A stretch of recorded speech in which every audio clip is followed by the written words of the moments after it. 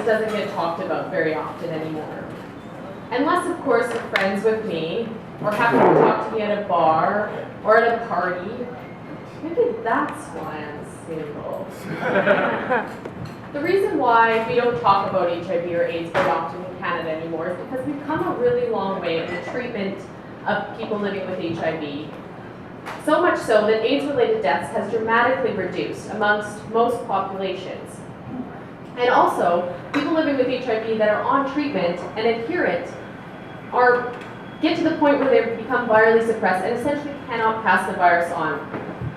We haven't done as good of a job, however, amongst young people. Today, 2.1 million adolescents, those 10 to 19, are living with HIV. And amongst those, AIDS-related deaths remains to be the #2 killer of adolescents globally, next to roadside injuries. In places like sub-Saharan Africa, where HIV is endemic or generalized epidemic, meaning that over 1% of the population is living with HIV and it's generally spread through heterosexual intercourse, AIDS-related deaths remains to be the #1 killer of young people. In a country like South Africa, where my research is set, adolescent women experience a disproportionate rate of new HIV infections, 4 times higher than adolescent men their own age. And there are a number of reasons why this is. One being that they're generally more biologically susceptible to the virus, but there's also a number of socio-behavioral, relational, structural factors that influence their HIV risk, including high rates of sexual violence, the fact that they're in relationships often with older men because of they're economically dependent on those, and they also are, because of that, they have really high gender power inequities. So despite this gender epidemic that's occurring, what is the main HIV prevention tool, most commonly used HIV prevention tool that we have? Condoms. Condoms. And more specifically, the male condom, right? Who here in this room can tell me they really, really like using condoms? It's their favorite thing. Anyone? Yeah! Would you change your mind if that condom happened to be banana scented? Yes! So this here in my hand is a banana scented condom, which is a South African government initiative to try and get people to use condoms more often.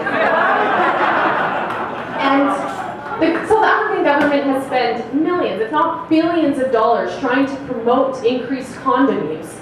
And despite this, condom use has actually gone down a lot in South Africa since 2008.